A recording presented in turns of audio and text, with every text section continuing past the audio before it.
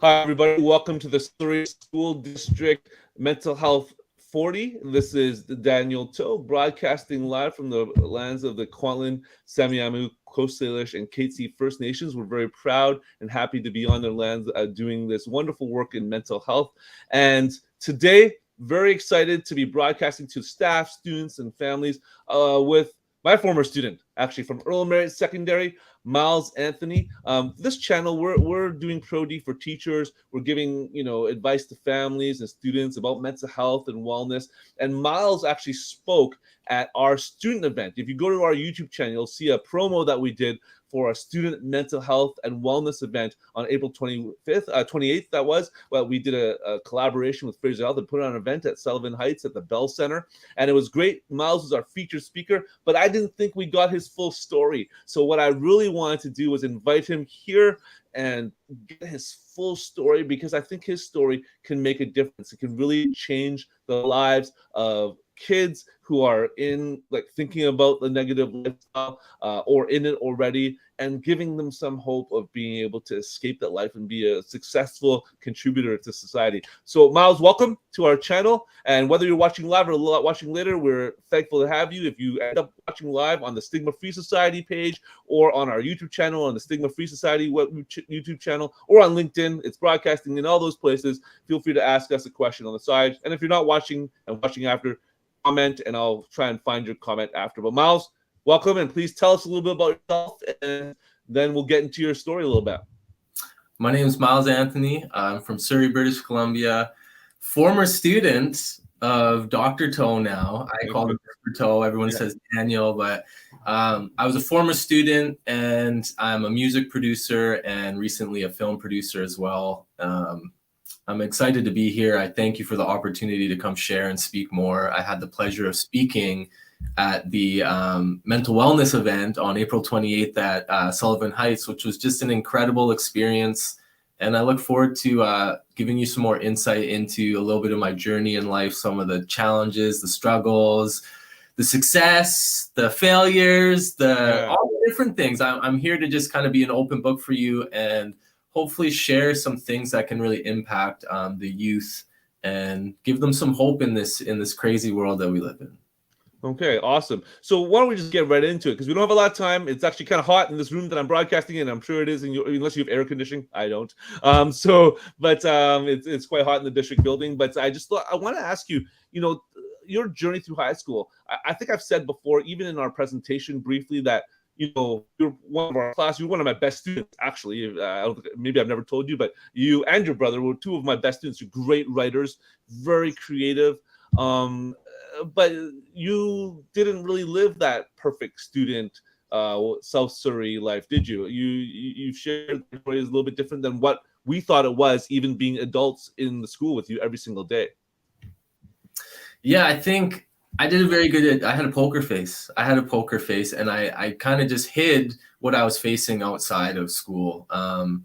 And looking back, I wish I didn't hide so much of it, but I really kind of hid it. And for years and years, I was able to do that till there were points in my life where it kind of weighed too much on me. So we did it. We overcame it, but I'm here to share some insight into some of those things with you guys, and feel free to ask away on anything that you want to know with it.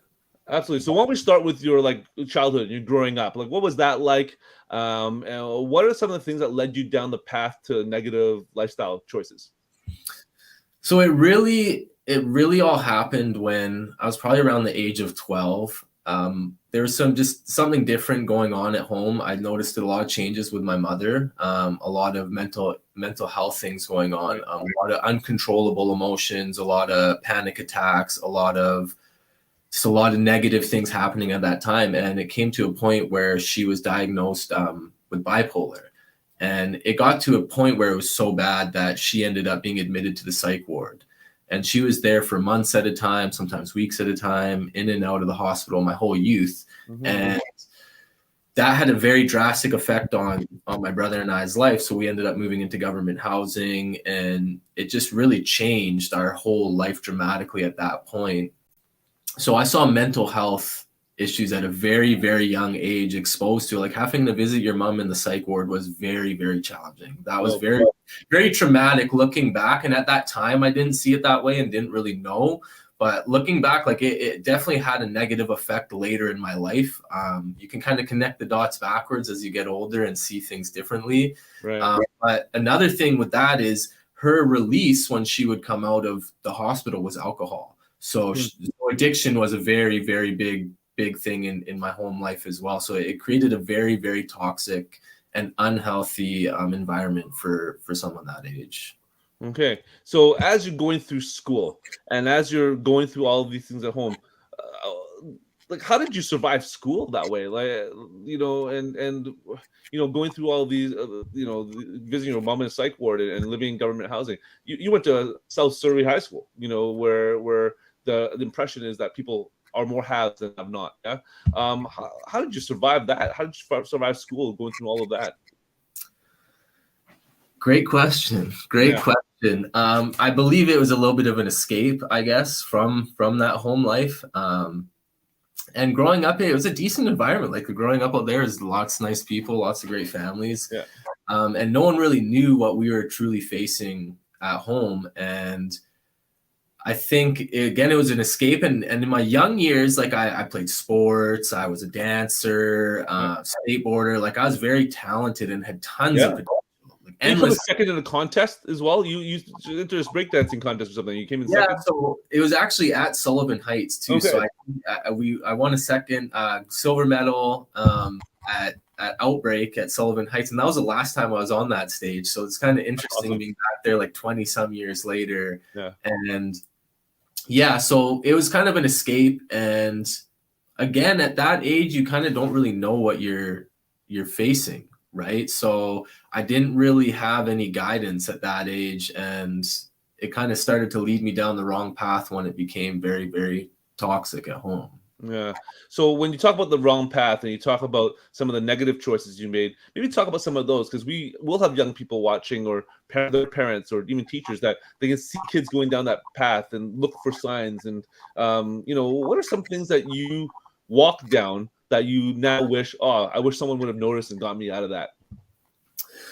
Well, like, first of all, like, there's no food at home. Like, I would go home to an empty fridge. Like, that was a real challenge. Like, we didn't have dinners. We didn't really have anything at home to eat. We were eating from the food bank. So whatever we had was like very little from the food bank. And so that was one thing that led me into kind of heading down the wrong path of, like, dealing drugs, using drugs, skipping class, not applying myself at school and applying myself in the wrong areas, getting involved with the wrong crowd, surrounding myself with much older people, because I know looking back, the reason I seeked attention from hanging out with older men and getting approval from these types of people was because I didn't have a strong father figure in my life. Mm-hmm. So not having a strong father figure in my life really led me to trying to get approval from an older male figure. And these were all the wrong older male figures and people that were leading me down this wrong path. People that, looking back, they were just using me for their own gains and whatever that is. So that was one thing, definitely, is not having the right father figure in my life. Okay. And what are, like, without getting into too much graphic detail, I'm not doing it for detail's sake, but just for knowledge. I'm losing you a bit. Oh, can you hear me now? Yeah, the audio. I'm losing you a bit on the audio. Oh, weird. I hear some sort of. How about now? It's just all fuzzy. Oh, this is weird. See, this is what happens when you're broadcasting live. Let me try and reset something. It will be 30 seconds. Yeah, when you turn your mic on, it goes. Okay, let's try now. Better? Oh, a little bit. Okay. So maybe you can talk, I'll go mute, but why don't you talk about a little bit, just go into, some of the things that you went through in terms of some of the negative lifestyles you got into, and maybe what led to your change to becoming the person you are today. Yeah, I can't hear anything right now at this moment. I apologize, guys. You couldn't hear me at all? How about now? You hear me now? Yeah, I can hear you now. Oh, just go through your life and go through all the things that you went through to lead you to the person you become today. And what I'll do is I will try and fix my mic as you talk. Okay, so yeah, like going through high school, like it was really a challenge because I was surrounded by all these great families and things like that. So I remember at times like I would go try to be at my friends' houses for like dinner and like lunch and all these things. So like just to like get a proper meal and just to get proper food, because we went home, it was empty fridges. There's really no guidance in life. So like I remember like trying to be at friends' houses to like seek some sort of guidance from their families. And again, like not having the right father figure led me to hanging out with the wrong people. And this is when I stopped playing sports. I stopped applying myself to all the things that I had talent in, the things I had potential in. Like I can't tell you how much potential I wasted at that age. And I'm not someone that lives with regret, but that's probably the only thing that I look back, I'm like, I wish I applied myself in school. Because if I applied myself in school the way I apply myself to my life today, I would have been a straight A student. I would have been on the honor roll. I would have got college, like whatever. I would have got all these scholarships. I probably would have been drafted for sports, like so many different things I had potential for, and I wasted them because I wanted to surround myself with the wrong people. And this led me to a point where eventually things kind of caught up with me and ended up getting arrested. And this is where it's really the defining moment of my life. Right. This is where everything changed. This is where it's like, okay, you have two options here. You can keep living the way you're living and you're going to end up dead. You're going to end up in jail. You're going to end up on the street as a junkie, or you're not going to end up in a very good place. And I remember sitting in the back of that cop car, and like, I can't tell you this feeling I had. It was the most overpowering. Power is the most powerful feeling I've ever felt in my life. Like it was just all this weight, and it was the longest car ride I have ever had in my entire life. Right. And that was the defining moment where I remember telling myself, this is it. You're changing. This is it. You're not living this life anymore. And I was around 20 years old. So can I just interrupt quickly before? Yeah, of course. If you can hear me, hopefully. So you're seeing this cop car. You're thinking you have to change. Like, was it just like an epiphany, or did you sort of flash back to all the things you had done, or just like you knew your future was short if you had, if you continued down this path? Like what led to the epiphany in the cop car? I would say it was all three, to be completely honest with you. Like I said, this was the shortest, longest moment in my life. Like this was a short moment, but it felt like an eternity sitting in the back of that car. Everything was flashing back. Everything was kind of clicking, and it was like an epiphany. And it was also seeing a couple years ahead. But the crazy part is, and any youth that are watching this, you're doing something wrong. You're doing something wrong, and you're telling yourself that when you are doing these things. And I used to do the same thing, but it took me getting to that point, and thankfully that I made that change, because if I didn't, I've lost so many friends to this sort of lifestyle. When I was 19, a friend of mine committed suicide. When I was 21, I lost a friend to violence. After that, it was friend after friend overdosing. There were other friends that have committed suicide. There are friends that have gone to jail. Like, I can't tell you the amount of people that I've lost to this lifestyle, and what that lifestyle really is. And these things, it all comes down to your mental health and your mindset. It all comes down to what's going on inside of your head and that conversation you have with yourself, because we all have an inner speech. We all talk to ourselves. It's not something that's crazy. It's just we're talking to ourselves the wrong way. And we got to start telling ourselves, I can do this. I can be that. I can succeed. I can be better. I can do something different, opposed to saying, I can't do this. I don't have that. Like, it's really comes down to yourself and internally. And luckily, I made that choice to change inside of me. I changed that way I spoke to myself. And that was a huge factor of me being able to succeed in life. So you make this change, you have this epiphany, then what? Like, do you just instantly stop doing drugs, stop dealing drugs, stop? Did you just go cold turkey, or was it a slow change, or? It was pretty drastically fast, to be completely honest with you. It was like it was go time. It was like, you got to change. And I moved out of my hometown. I moved away. I moved to a new city. I started surrounding myself with new people. I went and got a job.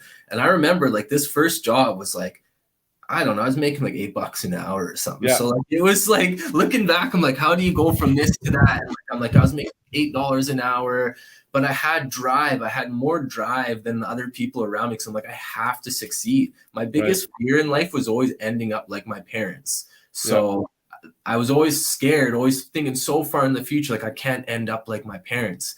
But then when I made this change and I started seeing how good I was at anything I applied myself to, when I had belief in myself to do something different, I'm telling you, I went from this $8 an hour part-time employee to promotion within the first few months, to another promotion within the next few months, into management, into all these other things, where it led to a point where I got recruited by the largest tech company in the world. Wow. And this was in the matter of like 3 years, my life had drastically changed. Like night and day difference. Like there was no looking back at that point. There was no looking back. So I remember I saw you at a Best Buy, and then I saw you at an Apple store. I mean, that's where your career started taking off. I remember you told me. Yeah. So how far were you removed from that negative lifestyle that time? Oh, completely, absolutely, completely. Okay. Oh yeah, completely gone. Yeah. Because again, I often share. I made the change. I decided to change, and I did it. Because I often shared after you spoke. And people are like, oh, your student's awesome. He was so good. And I say, well, had we known his story when we were at school, maybe we would have made tried to make an impact. Because for me, I saw this perfect kid. Mm-hmm. You always came to my classes, right? So, perfect kid. And then fast forward, I see you killing it at a Best Buy. Or we didn't know the middle part, right? And I think it's such an interesting journey how you got out of it. Right. But you also said that once you got into all the success, there was still more to go to become the person you are today. Why don't you go into a little bit about that? Because I think that part, some people have I was once a gangster and now I'm good story, but you were doing really well. And yet you still dealt with mental health and depression and a lack of wellness. Why don't you talk a little bit about that? Hopefully I fixed my mic a bit so you can hear me. So, yeah. So it really was, I was so focused on the career. I was so focused on the job. I was so focused again on not ending up like my parents and not falling back into my old ways. And it weighed on me. Like it went from, again, like the seasonal part-time employee. So I got a seasonal part-time employee job into management. And then I got recruited to Apple. Like they came after me and headhunted me. And then I went to Apple, ended up working in Silicon Valley. I got sent to Germany. Like 1 year after working for Apple, this was about 3.5 or let's say 4 years after I changed my life, I was being flown to Germany, staying in a 5-star hotel. Amazing. Had a chauffeur with a S-Class Mercedes from Apple and all these things. Like I was named the Apple Canadian ambassador, and I'm the only person to ever. Yeah, so I was the only person still to this day to ever only be given this title. I didn't even know that. There's one person from every country that got named as the ambassador for the country, and that was me. And that was just through hard work, discipline, dedication, and drive. That's all it was. But back to your question, I had great success. By the time I was 24, I owned a brand new home. I had everything I wanted, a beautiful girl. I had a great home. I was making great money. Everything from the outer eye was amazing. And again, I always hid anything that I was dealing with inside. I always hid. Even though I started changing the way I talked to myself, I never faced and accepted the things that I did before, or accepted the home life, or accepted and just faced what we use the word trauma. So I never faced that trauma that I saw when I was a kid. Like I saw a lot of things at a very young age that no kid should ever see. I saw a lot of hurt. I had a lot of pain. I had a lot of pain to deal with from my childhood, and I just never dealt with it. I never faced it. I suppressed it. So I just suppressed it for years and years and years until one point Like it was just like a Mack truck hit me. It was like literally out of nowhere. I can't tell you why or how. It's like literally I had too much weight on my shoulders. I had too much weight on my shoulders where I started really having uncontrollable emotions. I started really I started having panic attacks. I started all these things like, and I didn't know why. I didn't know why until I really realized, you know, it's just you haven't faced and accepted the things that you went through before. Right, because you just went cold turkey. You switched out of that life, but you never really dealt with that trauma. Exactly. Right? And I guess dealing with trauma is important. Why don't you talk a little bit more? Then what's your journey to the person you are today? So really, again, a big thing into the transition of where I was able to overcome that trauma and that pain and all that stuff was just, first of all, obviously accepting it and just saying, you know, this is it's the past. You can't change the past, and you can't live in the future. So let's live in the present. And that was a big part. And it was really just finally understanding that that's what's made me the person I am today. Is the struggles you go through are what define you. And when you overcome those struggles, it builds something inside of you, and it builds a character, it builds courage, it builds strength, it builds passion, it builds all these things that you can really only get through the hard times. And this is just my opinion. This is from my life and my journey. Right. But those are what made me who I am today. And it just allowed, once I accepted it and stopped living in the past and started focusing on the present, what can I do today to become 1% better tomorrow? I'm not going to have a change overnight. I'm not going to become the person that I see myself in 10 years tomorrow, right? So it's like, what can I do today to get to that goal? So there's so many examples I can use to just for other people. But like, for example, if you're looking to get in better shape, what are you going to do today? You're going to get up, you're going to go exercise. Right. If you want to be healthier, you're going to start changing your diet.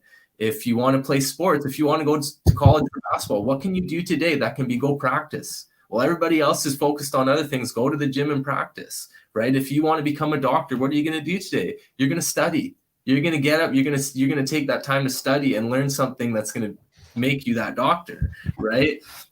You want to be an actor, you got to practice your lines. So you go practice some lines today, right? I started focusing on the present and what can I do today to get to where I want to be 5-10 years from now. And that's a big transition. Like, this is a long story, so I can go on and on about this stuff, but. So maybe if I was, we in our last 10, 15 minutes or so, if you were to give advice to kids, sort of like maybe the talk you gave to the students at Sullivan, right? And they're thinking about the negative life, because a lot of people say, oh, you went through it, you got out of it, I could be that person too, right? What advice would you give to kids who are thinking about following the negative life and thinking they can get out of it? Or if someone's already in it, how would they get out of it? I think a big thing is being true to yourself. And when you know you're doing something wrong, if you have a thought in your head, I'm doing something wrong, you're doing something wrong. Don't question it. You're doing something wrong. Change it. A big thing is surrounding yourself with the right people. And we fall to peer pressure when we're that age. And peer pressure is tough, right? Because you want to be cool, you want to be accepted, you want to impress people. And when you're doing that, you're not being true to yourself. And just stay true to yourself. So if there's something you don't want to do and someone's telling you to do it, don't do it. Like, be true to yourself and embrace who you truly are. Be unique. Don't try to be like anybody else. Find what's unique inside you. Find the uniqueness about yourself and embrace that, because that's what's going to make you successful. Why would you want to be someone else? Be yourself. And you will, trust me, just accepting who you are and allowing yourself to show that to the world, it's life-changing. It's absolutely life-changing. And start working towards your goals one step at a time. Don't be so hard on yourself. Start taking action. So if there's something that you want to do, take action. Don't sit around and wait for someone else to tell you to go do something. Don't wait for someone else to come along. Take action. Invest in yourself. There's so many things. It's endless. It's endless. Like, but I'd say really embrace your uniqueness and take action on your goals. Surround yourself with the right people. For example, here's a great example. Give it. Is recently, within the last few months, I saw someone from that I grew up with, and they're like, yeah, we used to always talk about like how you're wasting your potential, how you have so much potential and you're wasting it. And my thought leaving that conversation was, why didn't you tell me that then? Why didn't you tell me that then? Why were you talking to other people about how much potential I'm wasting and how much potential I have? And that goes to surrounding yourself with people sometimes that will tell you things you don't want to hear. So your teachers, when they're being tough on you and telling you you can do a better job, it's because they know you can do a better job. It's not them being mean or them trying to be down on you. It's like they know there's more in you that you can give. So listen to it. Same with your parents, same with mentors, counselors. All these people care, and the reason they're telling you the things that you don't want to hear is because you need to hear them. And that was me back in the day. I didn't want to hear them. And finding out all these people thought I had all this potential is just showing that I wasn't surrounding myself with the right people, because the right people would have wanted to push me in the areas that they saw my potential, not just let me go and succumb to the peer pressure and fall for whatever I was doing. Well, and I think that, you know, that one adult and that person that could make a difference in your life is important, right? I think I'm hearing echo from myself. I don't even know why. This is very strange. It's never happened before. That's okay. I got it now. So do you think that kids need to go through a negative experience to be able to have that epiphany? Or do you think it's possible if they're struggling, you know, grade 8, grade 9, they're in that struggling phase? Do you think the reaching out for someone to help them is possible without going through that journey? Because you always tell me you don't regret your journey, right? Yeah, I don't regret my journey, because again, this is before that's always the $24 million question, because you don't want anyone to suffer, but sometimes suffering brings epiphany, you know. So that's a loaded question right there. I guess I could touch on this topic for an hour too. So I think there's two sides to this. I would say if there's something you're dealing with, then speak to someone. Don't hold it in, because you can avoid a lot of the things that I went through. And like, again, we're just touching like on stuff that I went through. Like there's a lot into what I've been through, and even in my 20s and things like that, hitting rock bottom, pulling myself out of it. And I would say if there's a resource or something you can speak to, definitely do it. At least give it a shot. I would also say, though, don't be scared of failure. Don't be scared of mistakes, because we learn our most through those. So it's all about not making the same mistake twice. It's all about falling forward, not falling backward. Right. A great analogy is, if you didn't fall when you were a child, you would have never learned to walk, right? So if you didn't fall down and learn to pick yourself up, you would have never learned to continue to walk, right? If you didn't fall off that bike, you would have never learned to continue to ride, right? So I know for myself, my greatest lessons were learned through my failures, through the struggle. I don't think you could 100% know what success feels like if you've never struggled a little bit. If you've never failed, you wouldn't know what an achievement feels like. I'm not saying make the same things that I did, but just in general, don't be hard on yourself if you're going through something. Don't be so hard on yourself if you don't pass that test. You can retake the test. Don't be so hard on yourself if you miss that shot. Don't be so hard on yourself if you don't get that job. Don't be so hard on yourself if you don't get that girl. Like, there's so many things you learn through those, and it's all about just learning from it. There's a blessing in everything we go through in life, both good and bad. There's peaks and valleys, and this is life. If you don't have the lows, you're not going to know what the highs feel like. But talk to someone. If you're dealing with something that's really bothering you, don't hide it. When I was that age, we didn't have all these resources. These things were not talked about as much. Right. It was, and especially as a male, like, I speak from a male standpoint, like we want to be strong. We want to, we don't want to show emotion, but I'm telling you, one day mental health is going to hit you. I don't care how strong you are now. At some point in life, whether you lose a loved one, whether you lose a job, whether you fail at something, like, there's so many different things in life that are going to hit you at some point in life, where if you can start getting control of your mind and building a strong mindset at a younger age, you're going to avoid a lot of the hardships later in life, I would say. Okay. Well, what have you, and I think it's always good for people who've gone through this to talk about some of the resources, like other than you having, diving into yourself and looking towards, what do I want my life to be? What other resources can you suggest to people that you've used maybe to help yourself? Some books or some videos or people you talk to? Yeah, for me, it was really reading was huge. Finding books that resonated with me. I think everybody should read Think and Grow Rich. Like I think everybody should read Napoleon Hill, Think and Grow Rich. I think listening to positive content, you be careful with what content you consume. And that goes with everything. Yeah. That goes, and this comes from a music producer. Yeah. That even goes for music, that goes for the films you watch, that goes for all these things.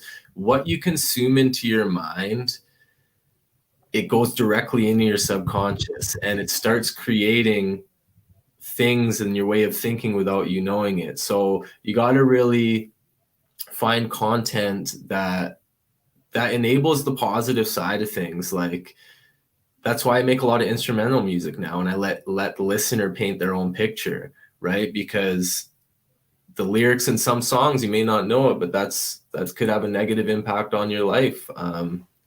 Content is huge. Listen to motivational talks. Meditation drastically changed my life. I meditate at least once a day. I journal every day. Okay. I write down my goals every day. I write down my gratitude every day. Like literally what you do on a daily basis is going to affect tomorrow. So have a vision, write it down, make it clear, think big. The only limit you're putting on yourself in life is the one you put on you. You are your only limit. Nothing else is your limit. So if you put a limit on yourself, that's it. If you tell yourself you can't do something, you're not gonna be able to do it. If you tell yourself you can, trust me, you will. You'll get there. You're gonna do it. If you saw my journal, it's the things I was writing 3 years ago today are happening today, right? Amazing. So these things don't happen overnight. Trust the process, because when you go through the process is where you're learning, and that's when you're becoming your true self. And never stop learning.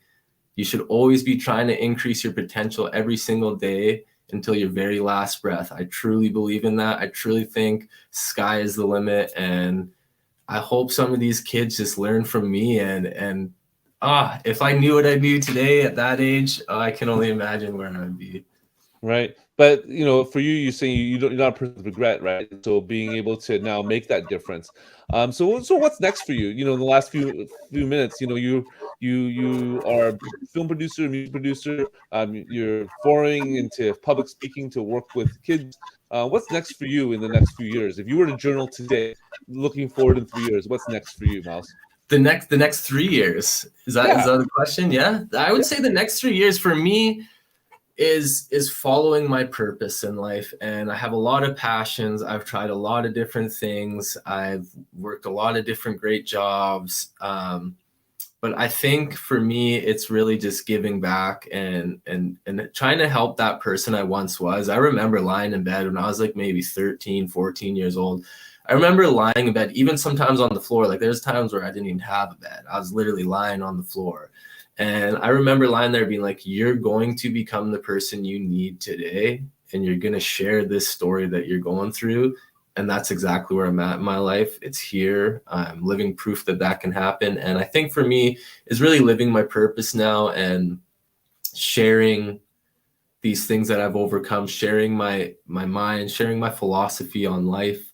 I'd love to write a book.